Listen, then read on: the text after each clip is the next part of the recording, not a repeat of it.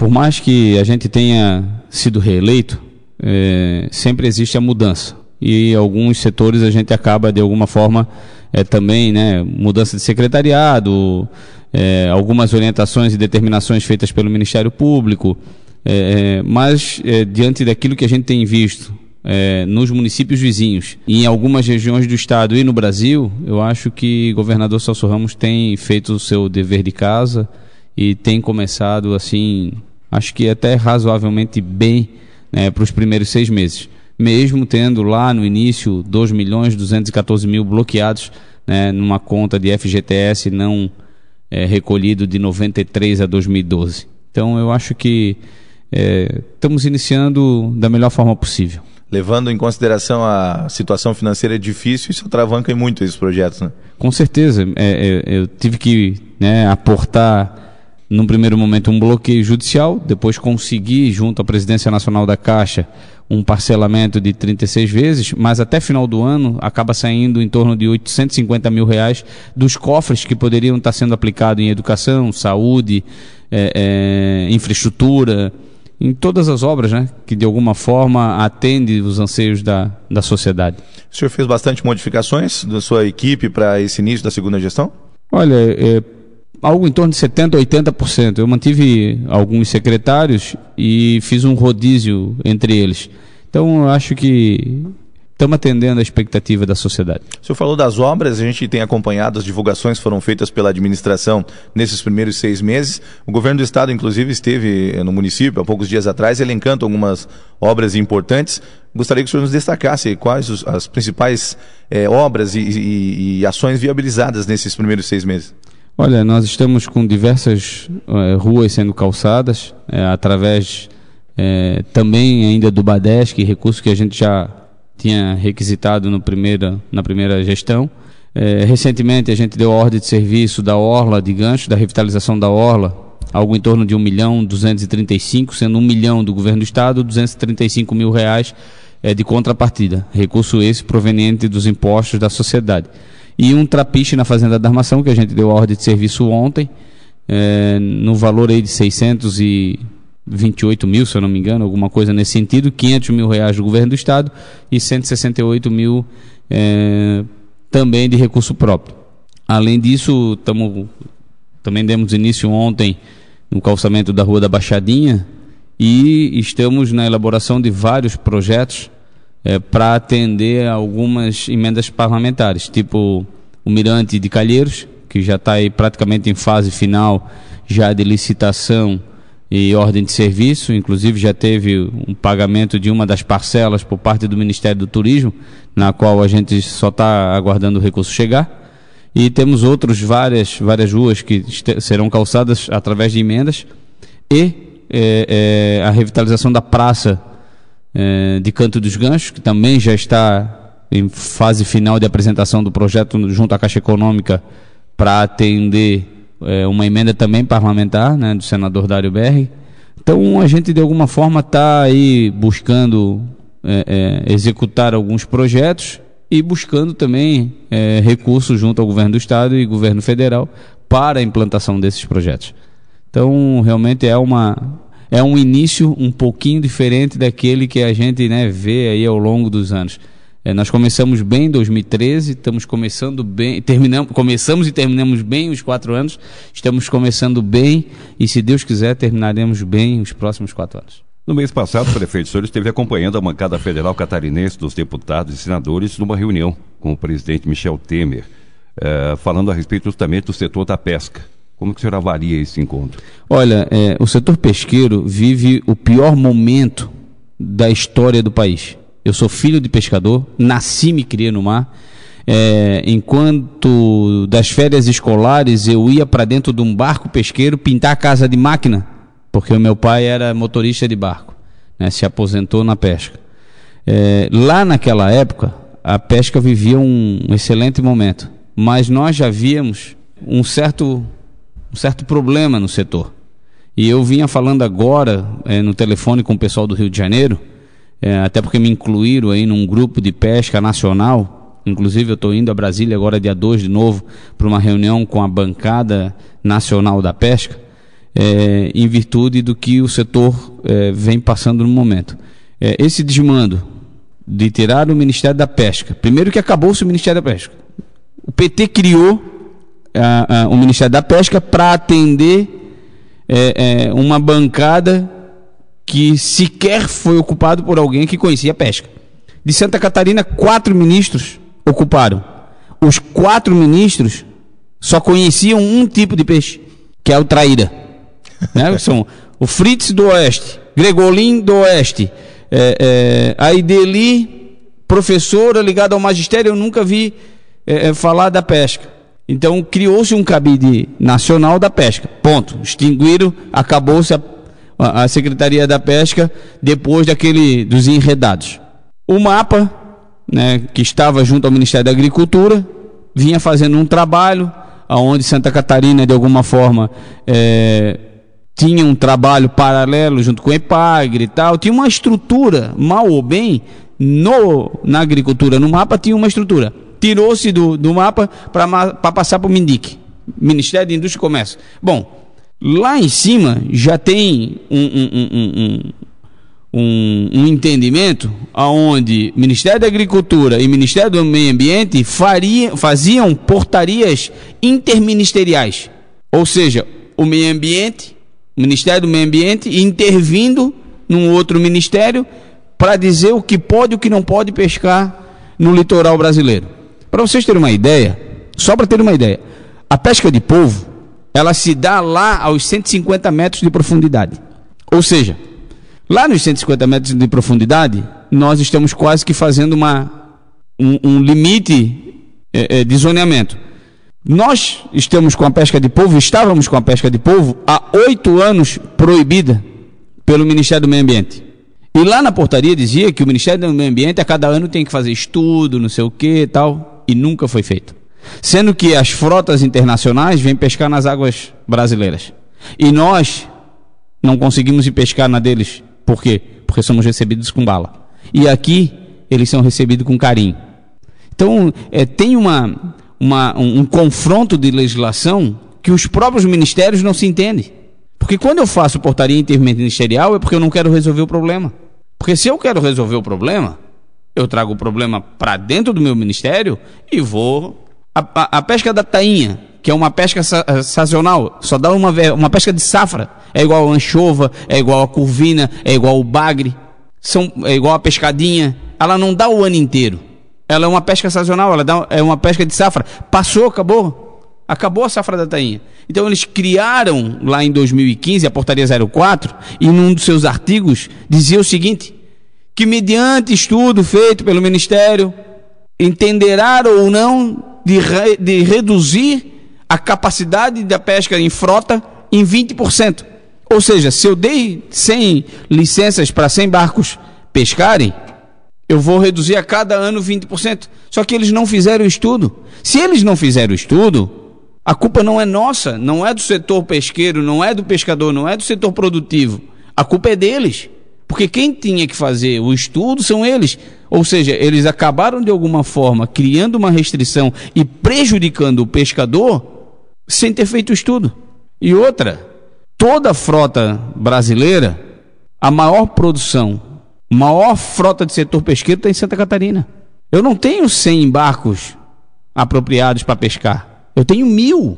Se eu tenho 1.000, eu estou deixando 900 trabalhando na clandestinidade. E automaticamente criminalizando eles. Porque hoje em dia, se tu for pego pela Polícia Ambiental, se tu for pego pela Polícia Federal, se tu for pego pelo ICMBio, pelo IBAMA, enfim, dependendo do órgão que estiver te fiscalizando, tu tem teu bem preso, tu tem teu bem apreendido, tu podes levar uma multa de 5 mil a 5 milhões de reais e ainda és preso em flagrante por crime ambiental. Ou seja, eles estão criminalizando a pesca de tal forma que é mais fácil daqui a pouco o cara estar cometendo qualquer outro tipo de delito do que ser pescador. Então, isso é muito ruim, não só para o Brasil, mas principalmente para Santa Catarina.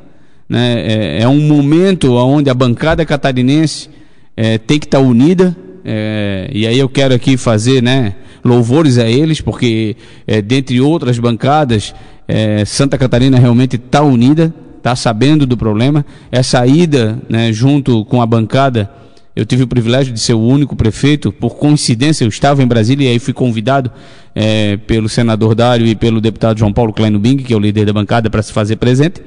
E nesse dia foi tratado justamente dessa situação da pesca em Santa Catarina e outros 2 assuntos, que foi aquela questão das fortes chuvas que atingiram, né, Santa Catarina. Também um outro assunto que me falha a memória. Só que o setor pesqueiro, lamentavelmente, está vivendo um momento muito ruim. Eu acho que vamos ter que passar, né, por algumas situações, mas eu acho que o principal fator é o voto. E aí eu acho que o ano que vem, o setor pesqueiro, principalmente o pescador, aquele que vive da pesca, ele tem que apoiar e votar em quem realmente vai representar a classe. Porque lá dos 513 deputados, um representa a OAB, o outro representa o setor moveleiro, o outro representa o setor automobilístico, o outro representa o setor de feiras, indústrias e comércio, o outro representa não sei o quê, e o setor pesqueiro ninguém representa.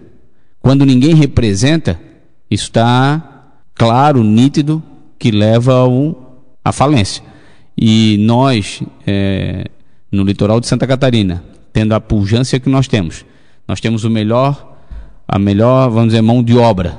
Nós temos os melhores profissionais, não só de Santa Catarina e do Brasil, nós temos os melhores profissionais quase que do mundo, né? Então, isso eu falo, digo o nome, quem quiser discutir pesca comigo, eu não tenho problema nenhum, até porque nós estamos aqui também para aprender, mas eu nasci e me criei dentro de um barco de pesca. Agora, enquanto nós não sabermos escolher os nossos representantes, lamentavelmente, nós vamos estar na mão de todo mundo. O que se espera desse segmento de 2017 e quais as principais demandas a se levantar para o município daqui para frente, além, claro, da luta em prol dos pescadores do município, prefeito? Olha, eu espero que 2017 a gente termine no mesmo ritmo que a gente começou. Porém, acho que vamos ter algumas dificuldades por essas indefinições. Governador Celso Ramos, além de viver da pesca, ela também, graças a Deus, tem, né, uma condição, vamos dizer assim, razoavelmente boa, voltada ao turismo. Nós ainda somos um município muito novo, mas precisamos construir ao longo dos próximos anos e dos próximos administradores que vão ocupar, né, a cadeira de prefeito, pensar num todo e principalmente no turismo. Por quê? Porque o turismo é uma fonte de renda gigante. Né? Eu fui a Gramado e Canela agora no final de semana, que é aqui do lado, tu leva 4 horas, 5 horas, dependendo do dia que tu for de carro. Gramado e Canela é uma rua. Não é a cidade como um todo, a cidade vive como um todo, um parque temático que tem aqui, um parque temático que tem ali, uma exposição de carros antigos, uma exposição de carros que é um pessoal daqui de Blumenau que montou lá, que é os mega carros lá, as Ferrari, não sei o que e tal. Demos uma voltinha inclusive de limousine, R$250. Então eles criaram um sistema temático dentro da cidade e que nós também precisamos de alguma forma criar e pensar para as futuras gerações. Porque se a pesca está vivendo essa situação, né, e a situação realmente é uma situação muito delicada, então nós precisamos criar alternativas de sobrevivência para as futuras gerações. E acredito que o turismo, bem planejado e bem feito, ele de alguma forma ele gera renda. Porque tu começa a botar o teu negócio, tu começa a pensar de uma outra forma, tu começa a implantar algum outro sistema que vai te levar a ter uma outra condição de subsistência. Então, eu tenho tomado muito cuidado nesse segmento. Eu acho que o turismo realmente lá em Governador Celso Ramos tem uma demanda gigante. Nós estamos, assim como todos os municípios de Santa Catarina, temos algumas, né, dificuldades ainda muito grandes a serem implantadas. Uma delas é o saneamento básico, independente, né, de quem seja. O senador Dário Berg se comprometeu a colocar uma emenda na LDO, até porque ele hoje, né, é o homem mais forte do país, enquanto presidente da Comissão Mista de Orçamento, e se comprometeu em colocar uma emenda para que a gente possa fazer a rede de esgoto da cidade. Até porque o governador Celso Ramos tem uma peculiaridade dos demais municípios. Nós temos 42 praias. Nós temos 52 quilômetros de costa. Nós temos 2 reservas ecológicas, uma ao norte, que é o Arvoredo, e outra ao sul, que é a APA, que é a Baía dos Golfinhos. Eu recentemente fui intimado, até foi na segunda-feira agora às 14 horas, uma multa de R$10 mil diário no meu CPF, não é no CNPJ da Prefeitura, num prazo de 30 dias para que eu faça a abertura de acesso a determinadas praias ditas como praias privadas e praias particulares, para que as pessoas tenham acesso a essas propriedades. Só que aí também vem um conflito de legislação entre a legislação de Marinha e a Lodial. Então tem todo um imbróglio jurídico que vem ao longo dos anos se arrastando e que infelizmente estão estourando agora na minha mão. Então, mas são situações, né, que a gente tem que saber administrar e lidar, até porque Deus não dá o fardo para quem não consegue carregar. E eu acho que se Ele me deu essa função, é porque, né, nós estamos preparados e vamos, ao longo dos próximos anos, também administrar da melhor forma possível, pensando em todos. Até porque eu não sou prefeito de partido A, B ou C. Eu sou um prefeito agora da cidade. Eu era obrigado a estar em um partido para me eleger. Mas acabou a eleição, acabou o problema político partidário. Agora nós temos que pensar a gestão como um todo. E quero convocar aí para os próximos dias uma reunião com a CDL, até porque a CDL da cidade tem que começar a se fortificar. Aonde eu tive alguns contatos em Gramado, e a cidade vive um bom momento, e Canela está vivendo um bom momento, graças à união dos empresários. Eu acho que a sociedade tem que parar de achar que todos os problemas é de responsabilidade também do poder público. Claro que nós temos que fazer a nossa parte, mas a sociedade civil organizada também tem que fazer a parte dela, porque senão o Estado quebra e aí acontece o que está acontecendo hoje no Brasil e em determinadas situações, como a pesca, novamente aqui voltando a mencionar.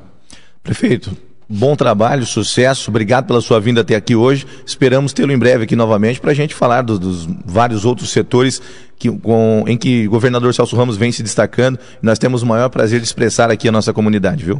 Imagina, eu que agradeço, toda vez que me convidar estarei presente, é uma satisfação imensa poder estar em Tijucas, até porque vivi parte da minha juventude aqui em Tijucas, aqui fiz bons amigos e estamos em casa, como se diz o Mané. E sintam-se à vontade também de estarem em Governador Celso Ramos, de nos visitar. Sejam bem-vindos. Governador Celso Ramos não é minha, é de todos nós, e nós estamos lá tentando fazer o melhor. Eu sempre, quando me elegi vereador lá pela primeira vez, lá aos 18 anos, eu sempre dizia que eu não queria ser um vereador, não queria ser mais um vereador, eu queria fazer alguma coisa para tentar melhorar, e como prefeito não é diferente. Então, claro que as lutas são constantes, são diárias, o sistema tem mudado constantemente, você vê aí dia a dia, noticiário, GAECO, MP, não sei o quê. Agora, claro, nós precisamos também fazer dentro do possível, o melhor possível e dentro da legalidade. Quando dá, quando não dá, eu também, não dá. E infelizmente aquela situação do jeitinho, dá um jeitinho, não sei o quê, está se acabando. E é isso que tem feito com que a sociedade como um todo repense o sistema político, e aí é um momento da classe pesqueira repensar o setor pesqueiro como um todo e passar a ter um representante efetivo do setor. Então, no mais, agradecer a oportunidade e estar presente toda vez que vocês nos chamarem para estar presente aqui com vocês.